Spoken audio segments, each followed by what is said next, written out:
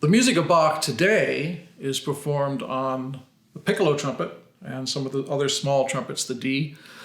And these were invented in the turn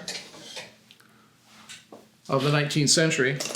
One of the main inventors was Victor Mehillon in Brussels, Belgium.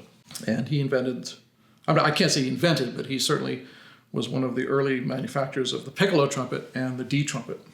This is a lovely horn, and I actually got, interesting story. I bought it from my high school rival. I was a senior, I was really good, and a freshman came in, and he was, maybe better. And this was Bert Truax, and for trumpet players out there, you probably know of Bert Truax. He went on to become a really prestigious clinician and educator, and was in the Dallas Symphony for many years. Really a fine trumpet player.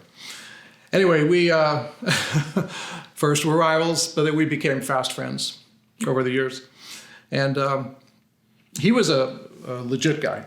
And I was still, flirting between jazz and legit, going back and forth. Anyway, he knew at an early age that he really wanted to get into the piccolo and all sorts of different things that legit trumpet players have to do. And so he had this, and I coveted it, of course, and said, well, someday I will have one as well.